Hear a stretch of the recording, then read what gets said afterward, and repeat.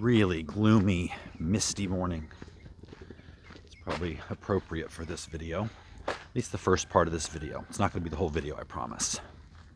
I rarely have rants on this channel. In fact, of all the videos I've done, I think I've done maybe one, maybe two rant type videos, but I think this time it's warranted. If you guys happen to come upon this channel for the very first time with this video, there are better videos to watch as your first time. Pretty much any video other than this, and I'll put one right up here somewhere for you to just go click on. And then you can come back to this video later. And the title of this video is admittedly clickbait-y, but I felt like I had to do that to counteract the amount of clickbaity material that the mainstream media uses to try and push their narrative. So please forgive me for that. What was that? Before we get started on this video though, I think I need a moment to calm down so I can present this in a less ranty and more productive way. So let's take a little bit to go visit our farm friends and get everybody fed. When we wake, hear the birds and see the sun. Side by side our fears are done. Oh, the good times just begun.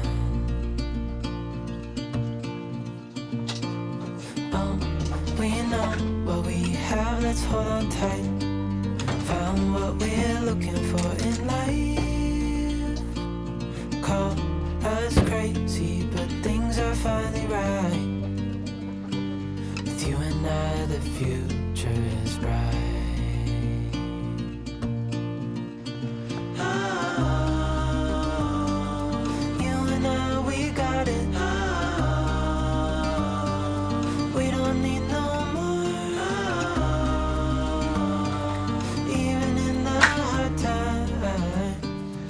Easy.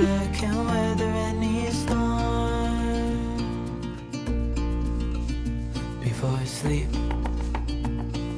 hear the crickets, see the moon. Side by side and through. No limit to what we can do.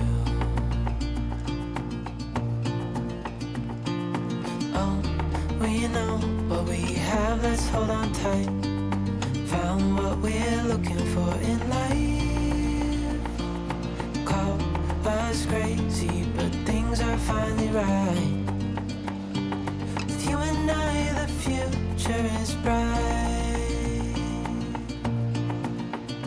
Oh, you and I, we got it. Oh, we don't need no more.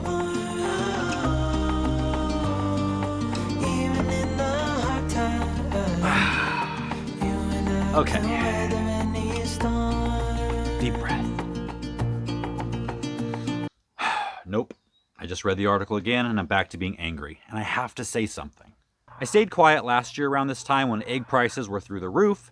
There was a worldwide egg shortage, and the powers that be were telling us that keeping our own chickens wasn't as beneficial as you think it is, and downright dangerous, actually. So when I saw a headline just a few days ago that was going down this same path, I felt like I had to put in my 2 cents, whatever it's worth. And this doesn't happen very often. I feel like no matter what side of the climate change argument you're on, and there's probably more than two sides, but however you feel about it, if it's a thing, if it isn't a thing, what we can do about it, or there's nothing we can do about it, however you feel about it, number one, you're welcome here. You still belong here. I don't go along with the thinking that you have to agree with somebody to be their friend. I mean, I'm old enough to remember where you could disagree with somebody, even politically, religiously, and you could still hang out and get along and have fun. So however you feel about it, you're still welcome here. However you feel about it, there are plenty of corporations that have lined up just to profit on the entire idea of climate change.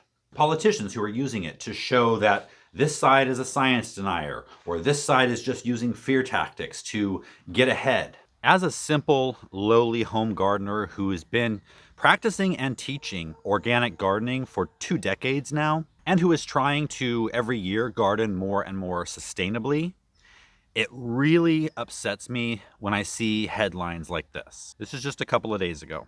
Gardening is something that has become a saving grace for so many people, both mentally and physically, including myself. You know, in 2020, when the powers that be told us that we had to stay home, millions flocked to gardening as something to do, to pass the time. And fortunately, what good came out of that is a lot of those people, maybe you included, are still here 4 years later, still enjoying gardening.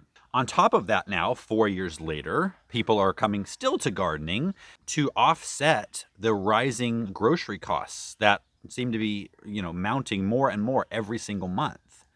Or people who just don't trust what they can buy in the store. My fear is there will be people who see these headlines, who were maybe on the fence, maybe timid a little bit about getting into gardening, and because of a headline like this, they're going to choose not to. That would be so incredibly sad. And for those of you who garden, either for your mental well-being, to put food on the table for your family, I think you would agree. In the short time since this study came out, media outlets all over have jumped on it with the same dire headline. This has just served to multiply its reach. And I keep talking about these headlines. And the reason I do that is because that's what gets people's attention. That's the sensationalism.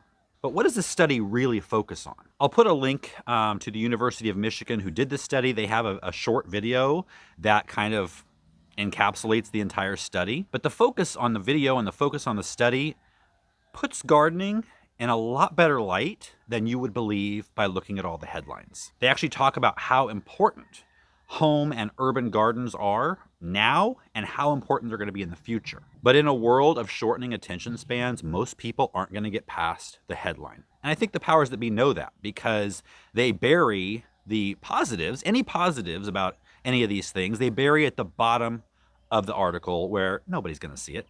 The most ridiculous paragraph in the article is this. Most of the climate impacts at urban farms are driven by the materials used to construct them, the infrastructure. These farms typically only operate for a few years or a decade, so the greenhouse gases used to produce those materials are not used effectively. Okay, so we're talking about, in the case of home gardeners, the materials used to make our raised beds, which you don't even need to use materials to make raised beds, but the wood that is harvested and trucked to Home Depot, and then you driving your car to get the wood. Okay, fine. That's fine. But it goes on to say, conventional agriculture, on the other hand, is very efficient and hard to compete with. For example, conventional farms often grow a single crop with the help of pesticides and fertilizers, resulting in larger harvests and a reduced carbon footprint when compared to urban farms. So poisoning the land with pesticides, herbicides, synthetic fertilizers, monocropping, and taxing the soil to the point of no return, and poisoning our bodies in the process, that's all somehow positive because it lowers our carbon footprint. How does this make sense? Like, seriously, tell me in the comments how this makes sense. I'm open. This is where I think black and white thinking goes too far. The focus is so much on carbon footprint and what that may or may not do in the future that we're not taking a look at what's happening right now in front of our eyes. It's frustrating. It makes me sad. It makes me discouraged. But I'm not going to quit gardening, and I don't think you should either. In fact, let's go on over and do some gardening right now. All right, so it's actually the next day, and it's completely the opposite of yesterday. In fact, over the next couple of days, we're supposed to be getting into the mid-70s. Now, this might be a topic that's equally as divisive as climate change, and that is cilantro. I love it. I can't get enough of it. I can eat it plain. Emilie is one of those people who thinks it tastes like soap. Apparently, that's a genetic thing. Let me know which side you land on. Cilantro is a cool season crop, which is kind of weird since we eat it with salsa in the summertime. But cilantro will bolt or go to seed at the first hint of warm weather. So we do have 70-degree temperatures coming up, but it goes back down after that, and they won't even be germinated at that point. So we're good. So I'm just making a little furrow along each one of these drip tapes. The seeds are actually kind of big. This is coriander. It's the same plant. It's just the seeds versus the leaves. About a ½ inch deep and about 8 inches apart. Now mine's going to be a little thicker, but That's all right. And what I plan on doing with this, because our cilantro here, I don't know about in your area, but it bolts quickly. Like I said, at the littlest sign of heat. And we can have roller coaster weather in the winter and early spring.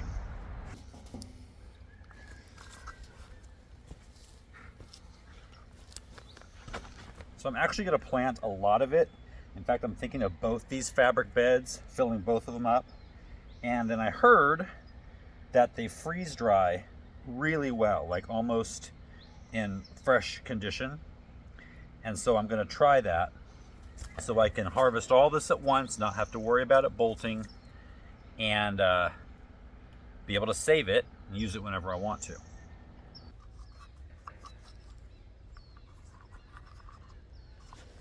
So even though I've got drip in this bed, I'm going to go ahead and give it a good soak with the hose, because that'll make sure everything's good and damp. The seeds are right there in contact with the soil, and then the drip will maintain that. All right, that job's done. Now it's on to the next job on the to-do list, and that would be to move some trees. There's 3, maybe 4, that need to get moved. We've got the 2 liquid amber trees up here in the top of the pasture. Those don't need to be moved so much as protected from gophers. When I planted these, I did not know the proper way to make a gopher basket, and so these have been at risk. I did have 3 here, and 1 was taken out by a gopher. But since then, I've been very vigilant with trapping, but that's not always going to be possible. So I'm going to dig both of these up, put them in proper gopher baskets, and move them back about 5 feet toward the fence. The best time to do that is right now when they're dormant. Now this is the tree that's questionable. It did get lots of frost damage, but there is new growth coming out. This tree has grown so much in the last year, and it's not dormant, and I'm worried about moving it, but it also was put in prior to my gopher basket knowledge. So I've got to think on that one. What I might do, because I've heard if you put the gopher basket deep enough, it doesn't need a bottom to it. It's risky, but it's also risky to dig up the tree at this point in its size. And by the way, that tree was a silk floss tree. And then there's this one right here, the fig. Now my mom came over and she helped me defoliate it so we could kind of force it into dormancy. The buds are swelling, as you can see though, and so this needs to be done ASAP. Planted that there right after we moved in, like within 2 months. And I didn't fully have this space conceptualized yet, and now it's just in the wrong space. However, right up here is a great spot for a fig tree. And it's a miniature fig, so it only gets about 12 to 15 feet tall. And so it'll give a nice Mediterranean look to this corner of the Mediterranean garden with the mountains in the background. But first, we gotta get rid of all these weeds, so I'm gonna run get my weed eater.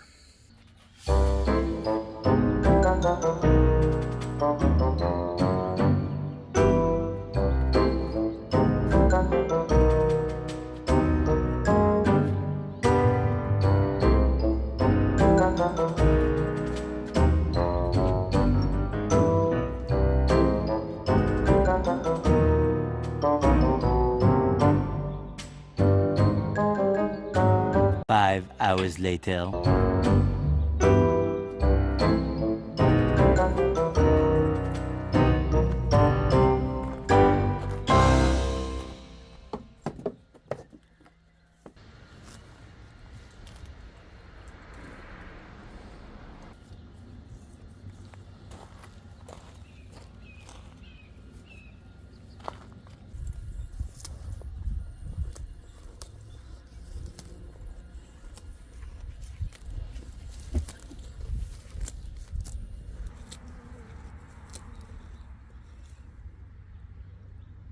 I'm just sitting here right now, watching her work, do my work.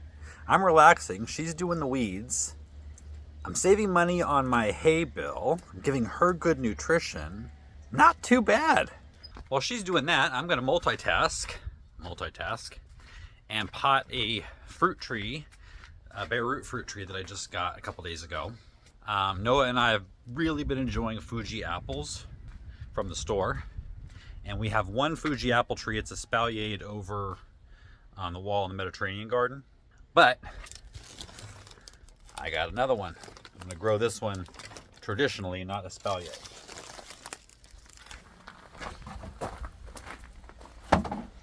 These are just going to be temporary in these pots. They will be planted in the orchard once that's ready, even though I know I've been saying that for a couple of years, but we're almost there.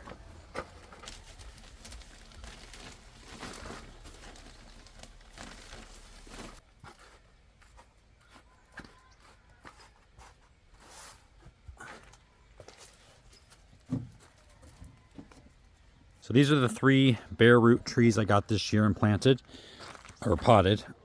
Got a burgundy plum, and then the Fuji apple, which I just planted, and a Florida Prince, which already is leafing out. For bare root trees, well, for any fruit tree really, you want to know what your chilling hours are in your area. We have like 300 to 400 chill hours, so that's very low chill. So with a name like Florida Prince, you would know that it's a low chill variety, and it's really low chill, and that's why it's putting out leaves already here in still January. And would you take a look at these artichokes? I mean, these were here from last year, but they're enormous. It's not time for them to flower yet, but they're certainly putting out a lot of growth. Actually, too much. They're shading out my lavender. So I just keep coming along here and snapping some of the branches off. And speaking of lavender, it's doing great, giving the bees a lot of winter forage that they don't get a lot of.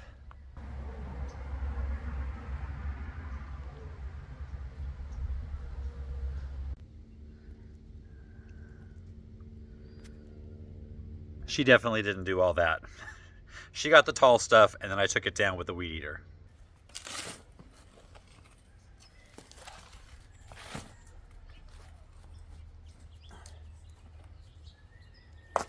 So now that the hole's dug, it's time to make the gopher basket. It's a job I hate. I hate it. I don't know why. It's not hard. And if you want to know how to make a gopher basket, if you've got gophers, this is going to protect your trees and anything that's a long-term in the ground item. Roses, I don't put this on every plant, but things that I'm putting in the ground and they're going to live there for a long time. So roses, trees. I have a video on Next Level Gardening that's going to show you how to make these. I'll put a link down in the video description, but like I said, it's not hard. It's just labor intensive. It's an extra step. It's monotonous. It's extra money. But ultimately, we'll save these trees from gopher damage. Bottom, sides, we're ready to go.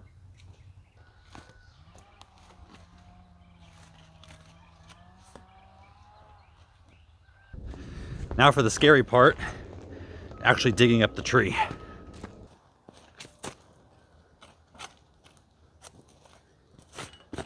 It's got a good root system on it.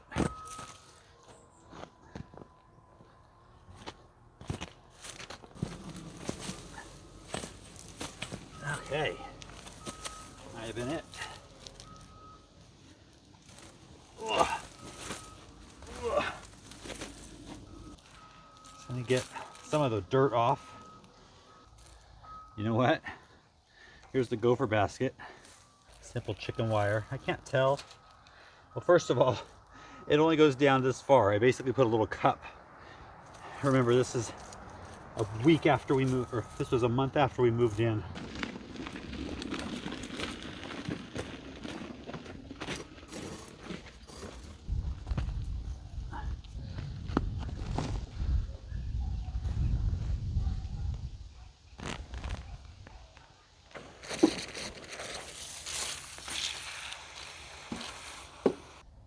All right, not bad.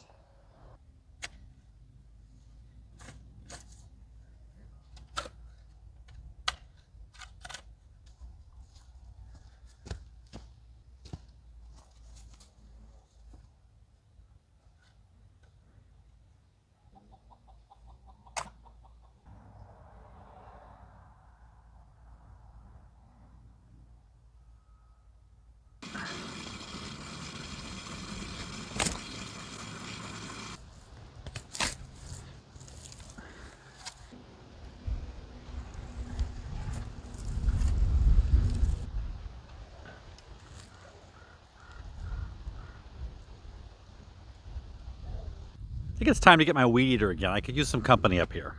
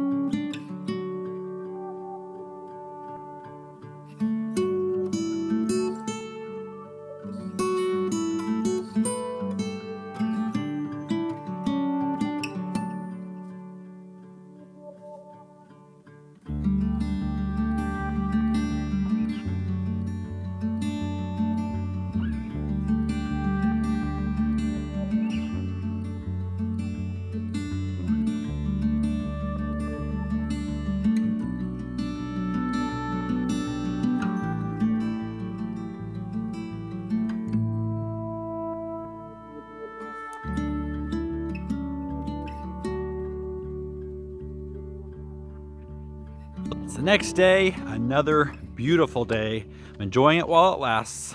I've got Daisy out again, helping me keep the grass down up here. So I got both of the liquid ambers moved. So this one went from here to there. That one pretty much stayed in the same place. I just put the gopher basket underneath it. I still haven't decided what I'm doing with this floss tree. No, I still have no idea. And then the strawberry jam fig was moved from here to here.